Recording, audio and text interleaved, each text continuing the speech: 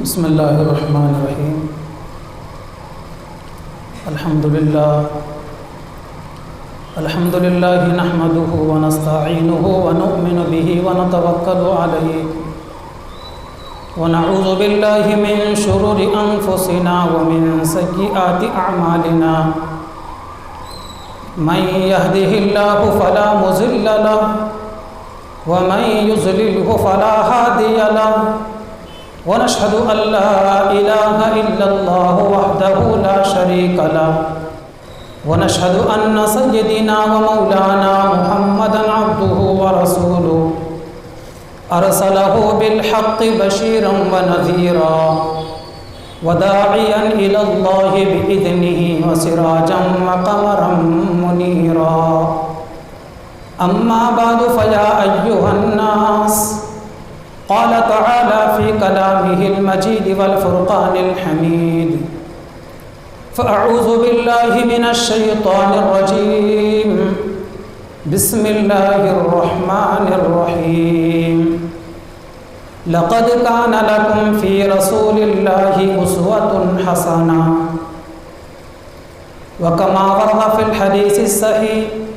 قال النبي صلى الله تعالى عليه وسلم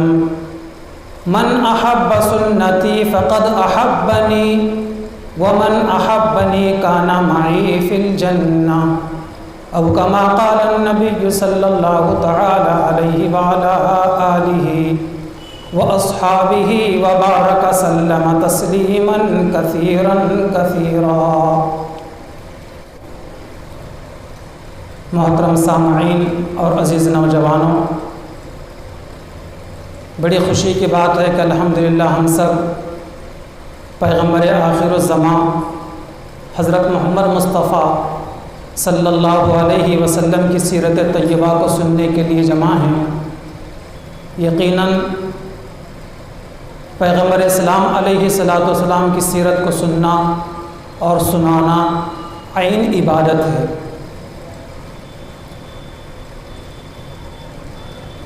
میں اپنے آج کے اس جلسے کے خطاب کو یہاں سے شروع کروں گا کہ ہر ابتدا سے پہلے، ہر انتہا کے بعد، ہر ابتدا سے پہلے، ہر انتہا کے بعد ذات نبی بلند ہے ذات خدا کے بعد. ذات نبی بلند ہے ذات خدا کے بعد. دنیا میں جس قدر لوگ احترام کے قابل ہوئے ہیں، دنیا میں جس قدر لوگ احترام کے قابل ہوئے ہیں، میں سب کو مانتا ہوں مگر مصطفیٰ کے بعد. میں سب کو مانتا ہوں مگر مصطفیٰ کے بعد. محترم بزرگوں اور دوستوں اور عزیز نوجوانوں، 1,24,000 دنیا کے اندر پیغمبر آئے ہیں. 1,24,000. یہ پیغمبر ایک کے بعد دیگرے حضرت آدم علیہ السلام کے بعد دنیا میں تشریف لاتے رہے،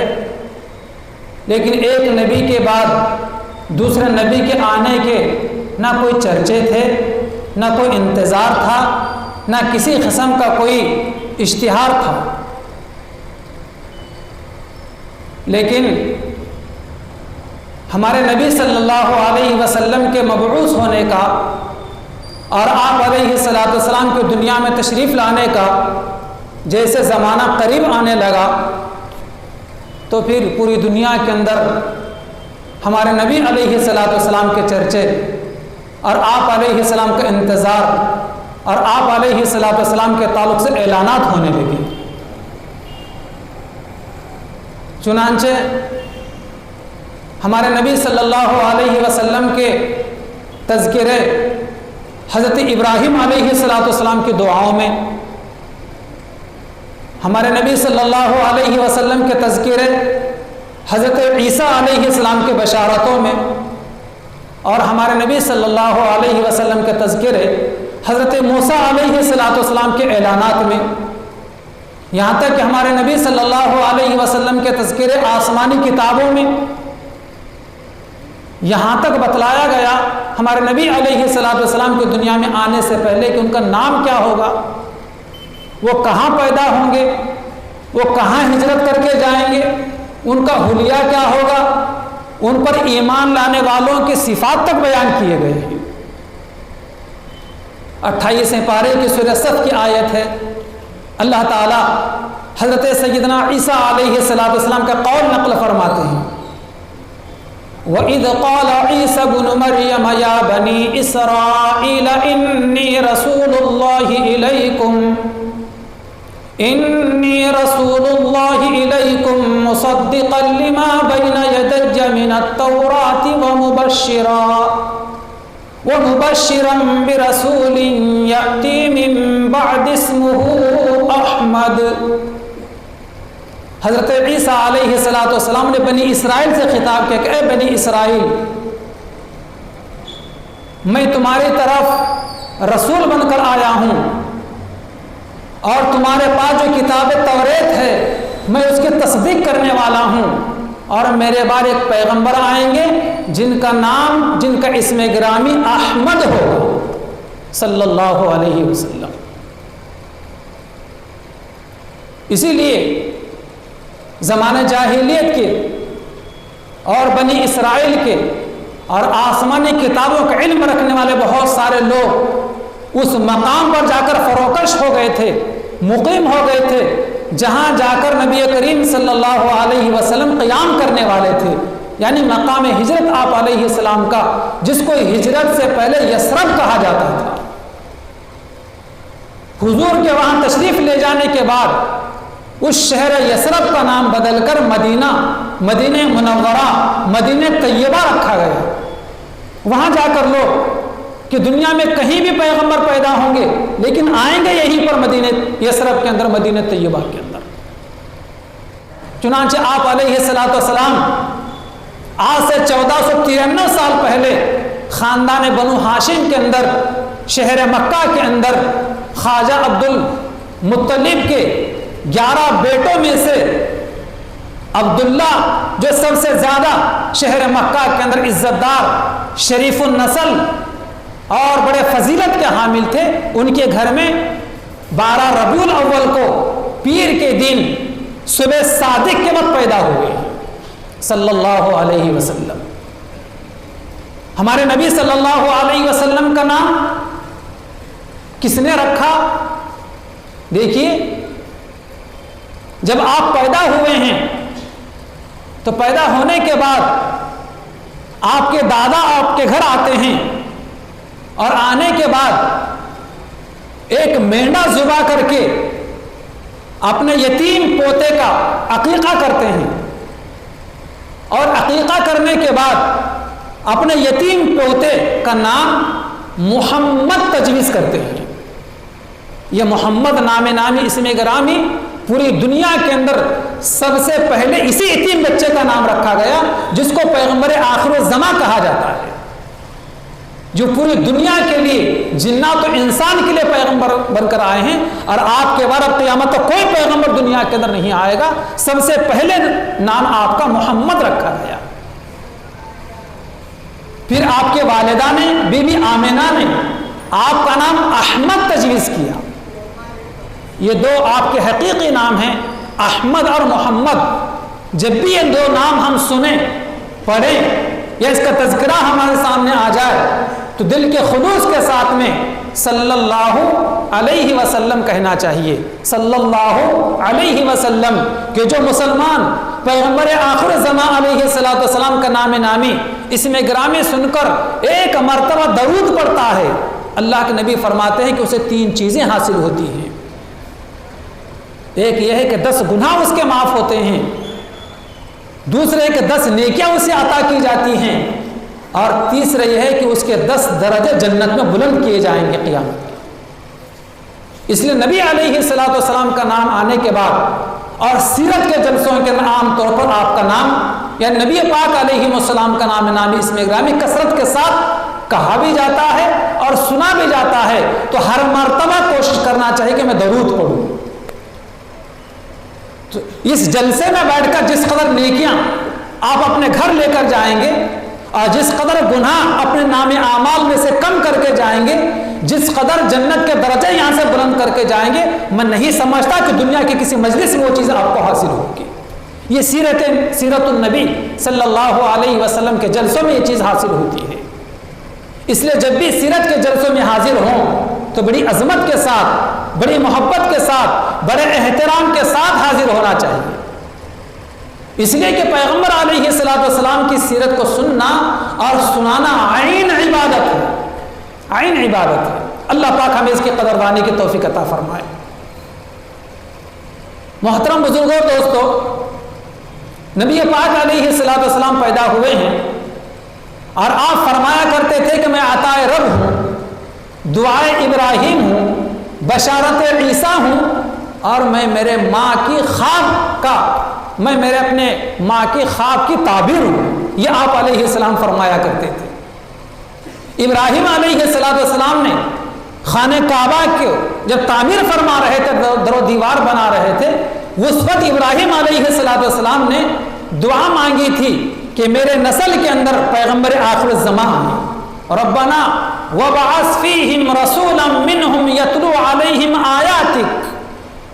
وَيُعَلِّمُهُمُ الْكِتَابَ وَالْحِكْمَةَ وَيُزَكِّيهِمْ إِنَّكَ أَنْتَ الْعَزِيزُ الْحَكِيمُ۔ اس لیے فرمایا کرتے تھے کہ میں حضرت ابراہیم علیہ السلام کی دعا کا ثمرہ ہوں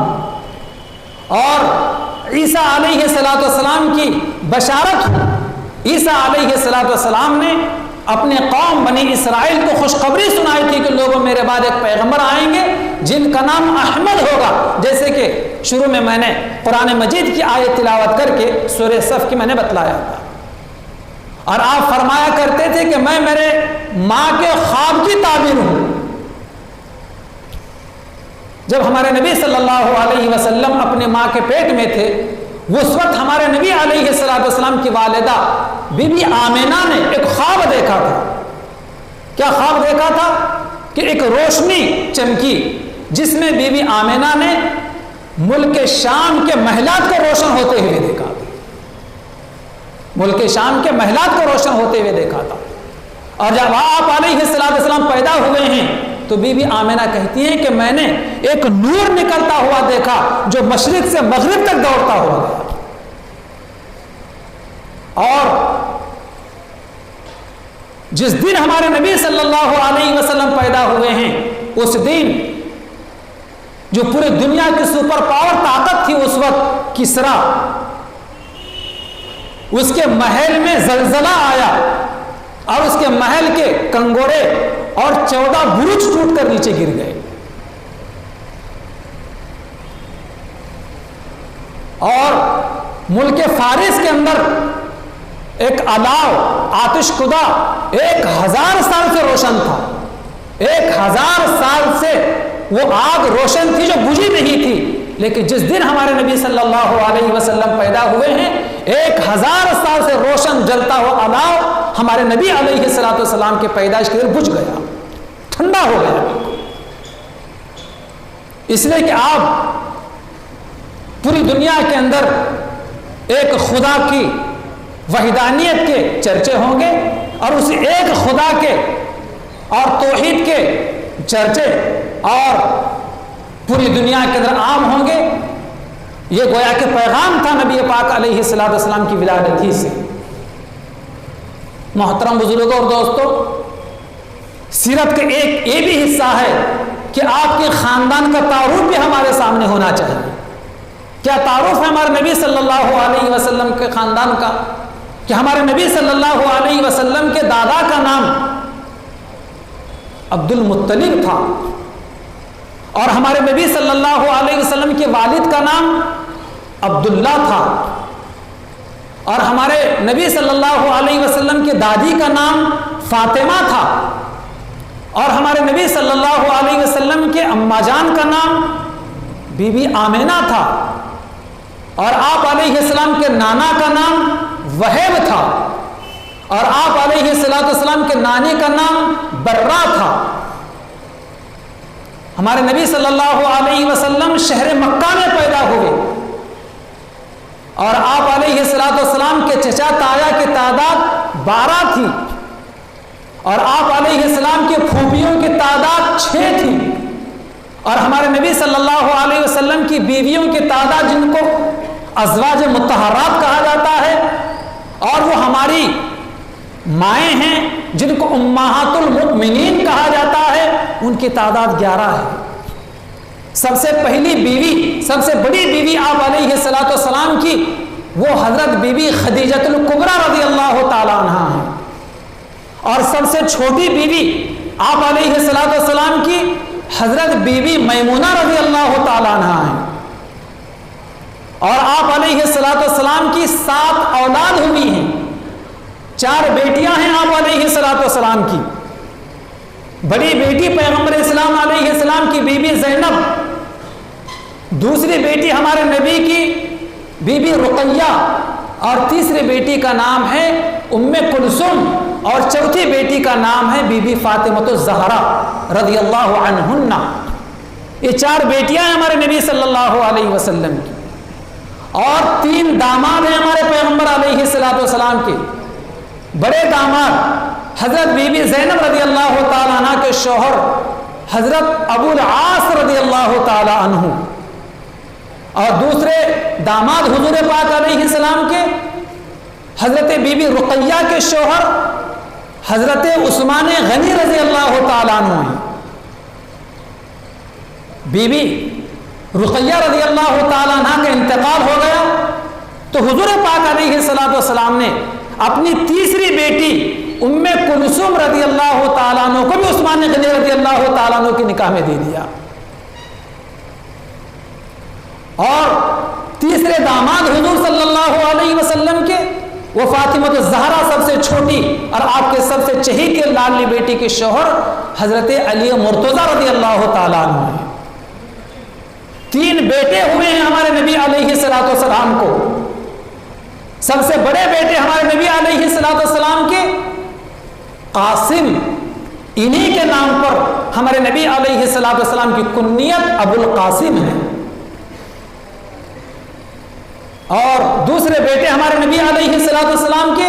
ابراہیم، اور تیسرے بیٹے ہمارے نبی صلی اللہ علیہ وسلم کے عبداللہ، انہیں کو طیب اور طاہر کہہ کے پکارا جاتا تھا۔ یہ چیزیں بھی ہمارے سامنے ہونی چاہیے اور ہمارے معلومات میں ہونی چاہیے کہ یہ بھی سیرت کا ایک حصہ ہے۔ نبی کریم صلی اللہ علیہ وسلم نے بڑی صاف ستھری پاکیزہ زندگی آپ علیہ السلام نے گزاری ہے۔ سیرت کے سننے اور سنانے کا مقصد، جیسے ہمارے ابھی ماسٹر ریاض صاحب نے بھی بتلایا ہے کہ سیرت کے سننے سنانے کا مقصد خالی زبانی خرچ نہیں ہونا چاہیے، بلکہ نبی پاک علیہ السلام کی سنتوں پر عمل ہے، حضور سے محبت میں اضافہ ہو، اور حضور کی سیرت سے ہمیں واقفیت حاصل ہو، اور حضور پاک علیہ السلام کی تعلیمات اور حضور پاک علیہ السلام کی ہدایات اور حضور پاک علیہ السلام کی سنتوں پر عمل کا ذوق اور شوق ہمیں پیدا ہو۔ اب سیرت کا جلسہ ختم ہونے کے بعد اپنے دل میں جھانک کر دیکھیں کہ کتنا اس میں ہمارا اضافہ ہوا ہے، نبی سے محبت میں کتنا اضافہ ہوا ہے، اور حضور پاک علیہ السلام کی تعلیمات پر اور آپ علیہ السلام کی سنتوں پر عمل کا کتنا ذوق اور شوق مجھ میں ہوا ہے۔ میں اپنے نوجوانوں سے کہوں گا کہ یہاں سے اٹھنے سے پہلے یہ عزم و ارادہ کر کے اٹھیں کہ انشاءاللہ آج سے کچھ نہ کچھ سنتوں میں میرے اضافہ ہوگا انشاءاللہ۔ میں آپ سے امید رکھوں، اللہ تعالیٰ ہمیں آسان فرمائے۔ سر کے بال سے لے کر پیر کے ناخن تک پیغمبر علیہ السلام کی سنتیں ہیں۔ دل میں کس نے جھانک کر دیکھا ہے کہ آپ کے اور میرے دل میں کیا ہیں؟ کم از کم اپنا حلیہ تو سنت کے مطابق بنائیں، تاکہ دیکھنے والوں کو لگے کہ یہ محمد الرسول اللہ کا غلام ہے۔ لیکن محترم بزرگوں اور دوستوں، محبت رسول کے دعوے تو بہت ہیں، لیکن رسول پاک علیہ السلام کے سنت اور عمل کرنے کو ہم تیار نہیں ہیں۔ حضور پاک علیہ السلام کے ایک صحابی ہیں جن کو حضور کا رازدار کہا جاتا ہے، ان کا نام ہے حضرت حذیفۃ الیمان رضی اللہ عنہ۔ ایک مرتبہ دوسرے شہر میں ایک دسترخوان پر آپ کو کھانا کھانے کے لیے مدعو کیا گیا، دسترخوان چنا گیا اور کئی لوگ اس ملک کے دسترخوان پر حاضر ہیں۔ حضرت حذیفہ الیمان رضی اللہ تعالیٰ عنہ دسترخوان پر تشریف فرما ہوئے اور آپ کا خادم، آپ کا غلام بھی آپ کے بازو میں بیٹھا ہوا ہے۔ کھانا کھاتے ہوئے حضرت حذیفہ الیمان رضی اللہ تعالیٰ عنہ کے ہاتھ سے لقمہ دسترخوان پر گر گیا۔ پیغمبر اسلام علیہ السلام کی سنت یہ ہے کہ لقمہ اگر دسترخوان پر گر جائے تو لقمے کو اٹھا کر صاف کر کے کھا لینا چاہیے۔ چنانچہ حضرت حذیفہ الیمان رضی اللہ تعالی عنہ دسترخوان پر سے لقمہ اٹھانے لگے تو آپ کے خادم نے، آپ کے غلام نے آپ کو دھکا دے کر اشارے سے آپ کو روکنا چاہا کہ حضرت اس ملک میں اور یہاں کے دسترخوان پر گرا ہوا لقمہ اٹھا کر کھانا عیب کی بات ہے۔ میں اصل حضرت حذیفہ الیمان رضی اللہ تعالیٰ عنہ کے جواب کو آپ کو سنانا چاہتا ہوں جو سنہرے حروف سے تاریخ میں لکھا ہوا ہے۔ حضرت حذیفہ الیمان رضی اللہ تعالیٰ عنہ نے بآواز بلند اسی دسترخوان پر اس غلام کو جواب دیا تاکہ غلام بھی اور خادم بھی سن لے اور سارا دسترخوان پر بیٹھا وہ مجمع بھی اس بات کو سن لے۔ کیا جواب دیا؟ اَأَتْرُكُ سُنَّةَ حَبِيبِي لِهَؤُلَاءِ الْحُمَقَاءِ، اے غلام کیا ان بیوقوفوں کی وجہ سے جو سنتوں کی عظمتوں کو نہیں جانتے، کیا ان بیوقوفوں کی وجہ سے میں میرے حبیب صلی اللہ علیہ وسلم کی سنت کو چھوڑ دوں؟ اللہ اکبر۔ لیکن کوئی ڈر، کوئی خوف محسوس نہیں کیا اور سنت نبی علیہ السلام پر عمل کرنے میں کوئی جھجک محسوس نہیں کی، بلکہ صاف طور پر کہہ دیا کہ میں کسی بیوقوف کی وجہ سے میرے حبیب صلی اللہ علیہ وسلم کی سنت کو چھوڑ نہیں سکتا۔ محترم بزرگوں اور دوستوں، آج ہم عذر کرتے ہیں کہ فلاں کیا کہیں گے، فلاں کیا کہیں گے، بلکہ جہاں جاتے ہیں ویسے بننے کی کوشش کرتے ہیں۔ جہاں جاتے ہیں، جیسے مجلسوں میں جاتے ہیں، ان مجلسوں کا رنگ لے کر جاتے ہیں اور اس مجلسوں کا رنگ لے کر ہمارے گھر آتے ہیں۔ غلامان مصطفیٰ کا یہ طریقہ ہونا چاہیے کہ جہاں جاؤ تو غلامان مصطفیٰ کا رنگ چھوڑ کر آؤ۔ ہم مسلمانوں کی مثال دودھ کی سی ہے کہ پانی میں ڈالو تو پانی کا رنگ دودھ میں نہیں آتا، بلکہ دودھ اپنا رنگ پانی میں چھوڑ دیتا ہے۔ تو بہرحال بزرگوں دوستوں، سنتوں کا ذوق اور شوق ہونا چاہیے۔ میں اپنی بات کو ختم کرنے جا رہا ہوں اور ہمارے نبی صلی اللہ علیہ وسلم کی نبوت، آپ علیہ السلام کی عمر مبارکہ جب مکمل 40 سال ہوئی تو ہمارے نبی علیہ السلام کو نبی بنایا گیا، منصب نبوت آپ کو عطا کیا گیا اور نبی بننے کے بعد ہمارے نبی صلی اللہ علیہ وسلم شہر مکہ میں 10 سال رہے، گویا کہ عمر کے 50 سال ہمارے نبی علیہ السلام مکے میں گزارے ہیں۔ اس کے بعد ہمارے نبی علیہ السلام ہجرت کر کے مدینہ منورہ تشریف لے گئے ہیں، پھر مدینہ منورہ میں ہمارے نبی علیہ السلام نے 13 سال گزارے ہیں اور 63 سال مکمل ہمارے نبی علیہ السلام کی عمر ہوئی تو پھر آپ علیہ السلام دنیا سے پردہ فرما گئے۔ ہمارے نبی علیہ السلام کے زندگی کے آخری کچھ نصیحتوں کو کہتے ہوئے میں اپنی بات کو ختم کرتا ہوں۔ محترم بزرگوں اور دوستوں، ہمارے نبی علیہ السلام کی وفات کا زمانہ جب قریب آیا تو اللہ تبارک و تعالیٰ نے بھی اور ہمارے نبی صلی اللہ علیہ وسلم نے بھی صحابہ کو اشارے دیے کہ پیغمبر آخر زمان اب دنیا سے تشریف لے جانے والے ہیں۔ سورہ نصر کا نزول ہوا اور اسلام کے تکمیل کی جو آیت ہے الیوم اکملت لکم دینکم واتممت علیکم نعمتی ورضیت لکم الاسلام دینا، یہ آیت مبارکہ نازل ہوئی۔ حضرت معاذ بن جبل رضی اللہ تعالیٰ عنہ کو حضور نے یمن بھیجا اور بھیجتے ہوئے آپ نے بہت ساری نصیحتیں کی اور آخر میں آپ نے یہ نصیحت فرمائی کہ معاذ تم یمن جا رہے ہو، لیکن یمن سے لوٹ کر مدینے میں آؤ گے تو اب تم سے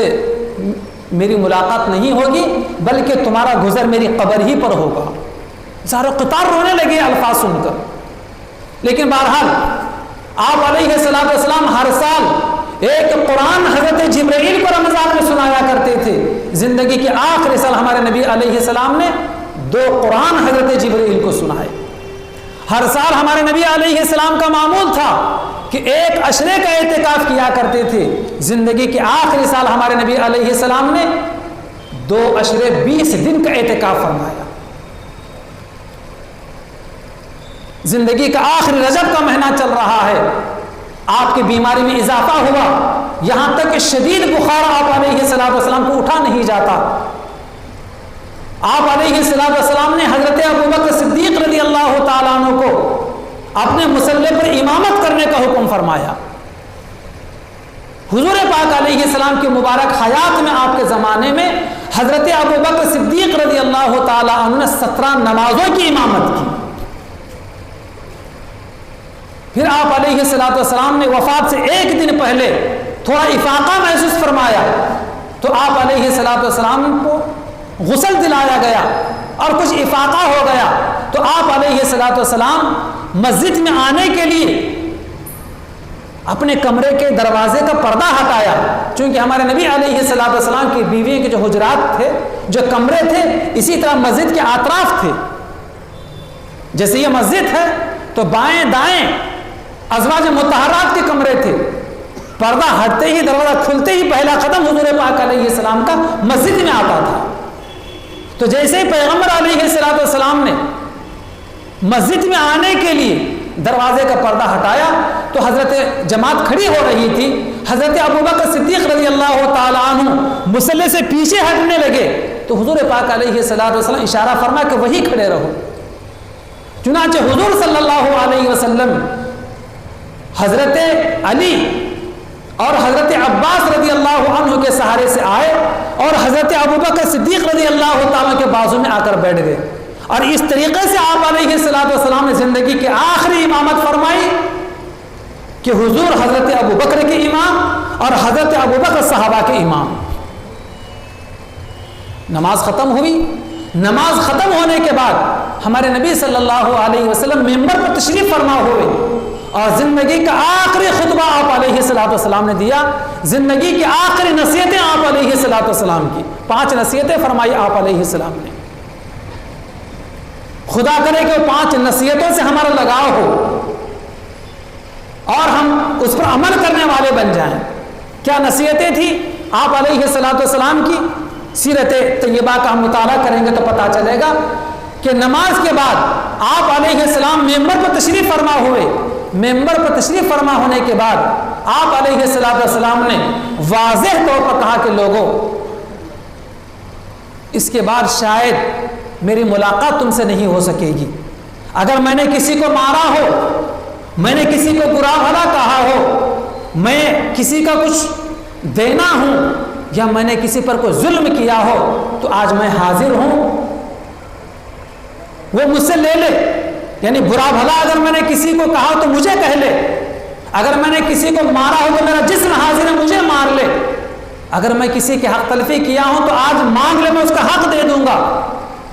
آپ علیہ السلام نے اپنے آپ کو انتقام کے لیے، بدلے کے لیے حاضر کیا، لیکن پورے حضرات صحابہ میں سے کوئی بھی کھڑا نہیں ہوا۔ آپ علیہ السلام نے 1 سے 2 مرتبہ الفاظ کہے تو ایک صحابی کھڑے ہو گئے مجمع میں سے اور کہنے لگے کہ یا رسول اللہ صلی اللہ علیہ وسلم، آپ نے ایک مرتبہ اپنے چھڑی سے میرے پیٹھ پر مارا تھا، آپ نے فرمایا کہ آؤ اور چھڑی سے میرا بدلہ لو، میری پیٹھ حاضر ہے۔ وہ صحابی قریب آئے اور آنے کے بعد حضور سے کہا کہ یا رسول اللہ صلی اللہ علیہ وسلم، جب آپ نے مجھے مارا تھا تو میرے پیٹھ پر چادر نہیں تھی، کپڑا نہیں تھا، اور آپ کے بدن پر، آپ کے پیٹھ پر چادر ہے۔ قربان جائیے پیغمبر علیہ السلام کے سیرت طیبہ پر۔ آپ علیہ السلام نے صحابی کے کہنے پر اپنے مبارک کاندھوں سے چادر ہٹا دی اور وہ صحابی آگے بڑھے اور آگے بڑھنے کے بعد کیا بدلا لیتے؟ آگے بڑھنے کے بعد اپنے ہونٹوں سے نبی پاک علیہ السلام کے دونوں شانوں کے درمیان جو مہر نبوت تھی اس کو چوم لیا اور جا کر اپنی جگہ پر بیٹھ گئے، اور یہ کہنے لگے کہ یا رسول اللہ صلی اللہ علیہ وسلم، ایک عرصے سے آپ کی مہر نبوت یہاں مونڈے میں پیچھے دو شانوں کے درمیان کبوتر کے انڈے کے اتنی، جس پر محمد الرسول اللہ لکھا ہوا تھا۔ ایک عرصے سے وہ اس بات کے منتظر تھے کہ موقع مل جائے تو میں نبی پاک علیہ السلام کی مہر نبوت کو دیکھوں اور اسے چوموں، اور آپ یہ فرما رہے ہیں کہ اس کے بعد شاید میری ملاقات آپ سے نہیں ہوگی، تو میں نے موقع کو غنیمت جان کر اس طرح بہانہ کر کے میں نے آپ کے مہر نبوت کو چوما۔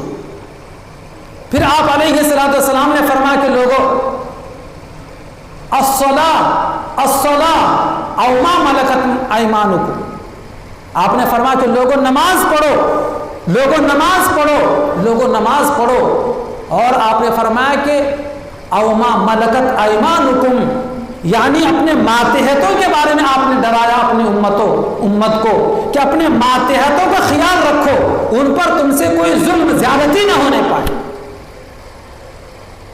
ماتحتوں میں کون کون آتے ہیں؟ ماتحتوں میں ہماری بیوی آتی ہے، ہمارے بچے ہوتے ہیں، ہمارے چھوٹے بہن بھائی ہوتے ہیں، اسی طریقے سے اگر ہمارے سیٹ ہیں تو ہمارے ہاتھ کے نیچے کام کرنے والے ہوتے ہیں،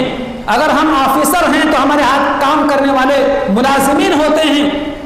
یہ تمام لوگوں کے اوپر اور خاص طور پر عورتوں بچیوں پر آپ نے فرمایا کہ کوئی ظلم اور زیادتی نہ ہونے پائے۔ پھر آپ علیہ السلام نے اسی مجمع میں یہ دعا فرمائی آپ علیہ السلام نے، اللہم لا تجعل قبری وثنا یعبدو، اے اللہ میرے قبر کو بتخانہ نہ بنا کہ جس کی عبادت کی جاتی رہے۔ یعنی آپ علیہ السلام نے رہتی دنیا تک کے مسلمانوں کو، انسانوں کو پیغام دیا کہ لوگوں، دنیا میں قبر پرستی نہیں ہونا چاہیے بلکہ خدا پرستی ہونی چاہیے۔ پھر آپ نے فرمایا اسی مجلس کے اندر، لعنت اللہ علی الیہود اتخذوا قبور انبیائہم مساجدا، اللہ تبارک و تعالیٰ کے لعنت ہو یہودیوں پر جنہوں نے اپنے انبیاء علیہم السلام کی قبروں کو سجداگاہ بنا لیا۔ پھر آپ نے تلقین فرمایا کہ لوگوں، تم اس طریقے سے قبروں کو سجداگاہ مت بنانا، اور خاص طور پر میرے قبر کو سجدہ مت کرنا۔ اور اللہ سے دعا مانگ کر ہمارے نبی علیہ السلام نے اپنی قبر کی حفاظت فرمائی۔ اسی دعا کا نتیجہ اور ثمرہ ہے کہ آج ہمارے نبی علیہ السلام کی قبر کی عبادت چھوڑو، نبی علیہ السلام کی قبر کی جالیوں کو تک کوئی ہاتھ نہیں لگا سکتا۔ پھر آپ علیہ السلام نے اسی مجلس میں آپ علیہ السلام نے یہ بھی فرمایا، ترکت فیکم امرین،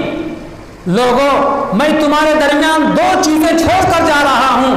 جب تک تم ان دو چیزوں کو تھامے رہو گے، مضبوطی سے پکڑے رہو گے، تم گمراہ نہیں ہو سکتے۔ کون سی دو چیزیں ہیں وہ؟ آپ علیہ السلام نے فرمایا کہ کتاب اللہ و سنت نبیکم، یعنی ایک ہے اللہ کی بابرکت کتاب قرآن، اور دوسرے ہے تمہارے نبی علیہ السلام کی سنت۔ یہ فرمایا آپ علیہ السلام نے۔ تو یہ 5 چیزیں، خدا کرے کہ 5 چیزوں کو لے کر اگر آج ہم اپنے گھر جائیں تو میں سمجھتا ہوں کہ آج کا جلسہ کامیاب ہے۔ حضور پاک علیہ السلام کی دلی خواہش یہ تھی کہ میں اللہ کی بارگاہ میں پاک صاف بن کر، بے داغ بن کر حاضر ہوں۔ تو بھائیو، ہم بے داغ زندگی گزارنے کی کوشش کریں، نہ ہم کسی پر ظلم و زیادتی کریں، نہ کسی کا حق دبائیں، نہ کسی کی حق تلفی کریں، نہ کسی پر ظلم و زیادتی کریں۔ اور دوسرا یہ ہے کہ ہم خدا پرستی کرنے والے بنیں، قبر پرستی کے قریب ہم نہ جائیں، اور عورتوں بچیوں کا خاص طور پر خیال رکھیں کہ وہ بڑی مظلوم ہوتی ہیں، ان پر کبھی کسی قسم کے ہم سے کوئی ظلم اور کوئی زیادتی نہ ہونے پائے۔ اور تیسری اور چوتھی چیز، اللہ کے بابرکت کلام سے ہماری وابستگی ہونی چاہیے۔ جب تک لوگ اللہ کے بابرکت کلام قرآن سے وابستہ تھے کامیابی ان کے قدم چومتی تھی، اور جب سے مسلمانوں نے قرآن کو پشے پشت ڈال دیا ہے ذلت و گمراہی نے ان کے گھر کا دروازہ دیکھ لیا ہے۔ شاعر نے کیا خوب کہا ہے، وہ معزز تھے زمانے میں مسلمان ہو کر، وہ معزز تھے زمانے میں مسلمان ہو کر، اور ہم خار ہوئے تاریخ قرآن ہو کر۔ محترم بزرگوں دوستو، اس کے بعد آپ علیہ السلام گھر میں تشریف لے گئے۔ گھر میں جانے کے بعد آپ علیہ السلام کا سر مبارک حضرت عائشہ صدیقہ رضی اللہ تعالیٰ کے گود میں رکھا ہوا ہے۔ اچانک حضرت عبد الرحمن بن ابی بکر حضور کے سامنے حاضر ہوتے ہیں، ان کے ہاتھ میں ایک تر و تازہ مسواک تھی۔